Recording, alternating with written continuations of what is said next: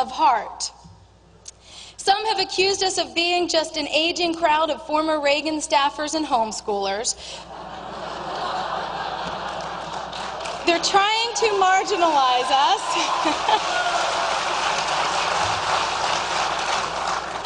They're trying to marginalize us and put us in a box. They're trying to say we're trying to take over this party or that campaign. They don't get it. We're not trying to take back our country. We are our country.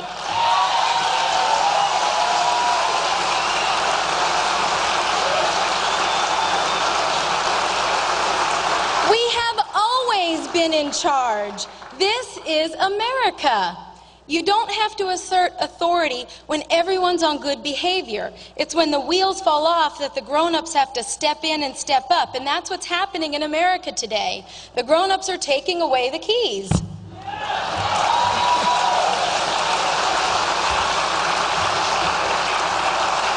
And if I do say so, we've been awfully patient. We've let the incremental assault on our freedoms, our values, our free enterprise, our property rights, our economic stability go way too long. We've watched the tentacles of big government weasel their way into every part of our lives.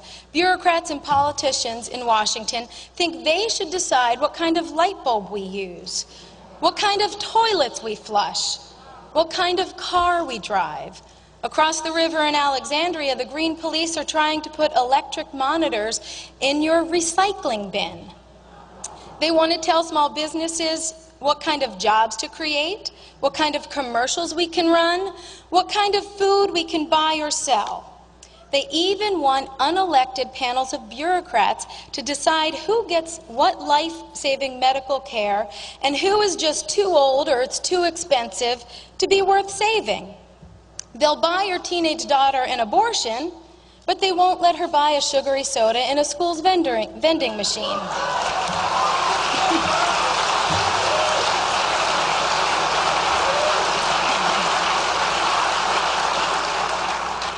Every child born today in America already owes over $200,000, his or her piece of the national debt and unfunded future liabilities. Folks, this is not good parenting. What kind of mom or dad sticks the bill for today's spending to kids who will have to pay for it tomorrow?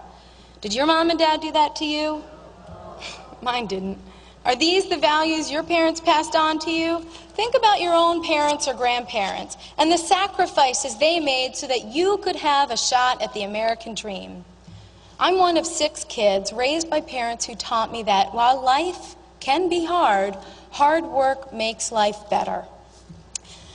It was crowded and it was loud, and there were a lot of meatballs to make and many mouths to feed. But my parents struggled to make ends meet, and it was never easy, but they did it. And I'll bet hundreds of you can tell a similar story.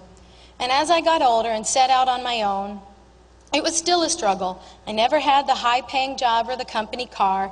It took me over a decade to pay off my student loans.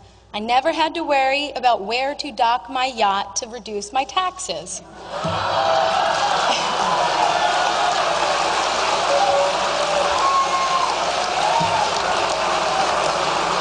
And I'll bet most of you didn't either.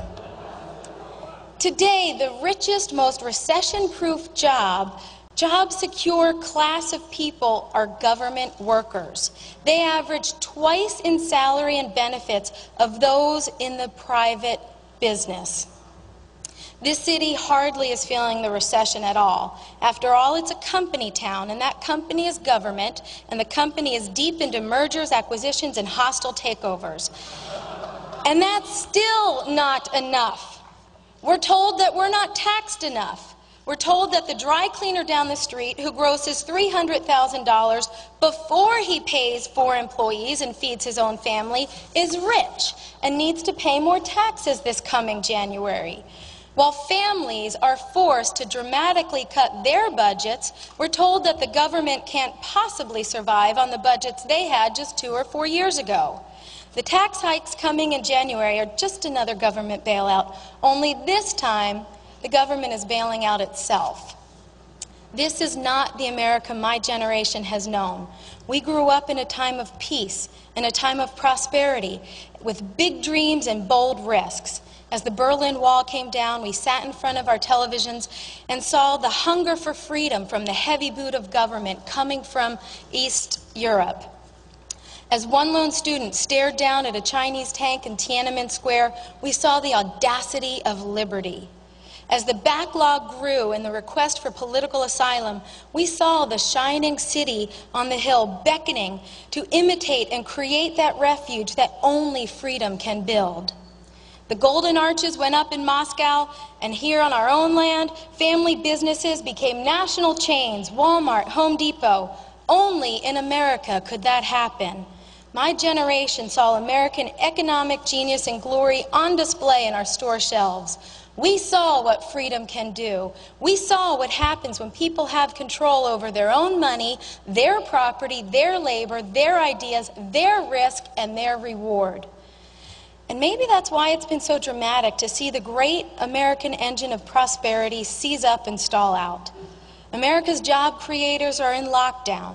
Our economy choked like nothing since the Great Depression. My generation didn't really feel the full impact of the Carter inflation when we were riding our bikes on our safe hometown streets.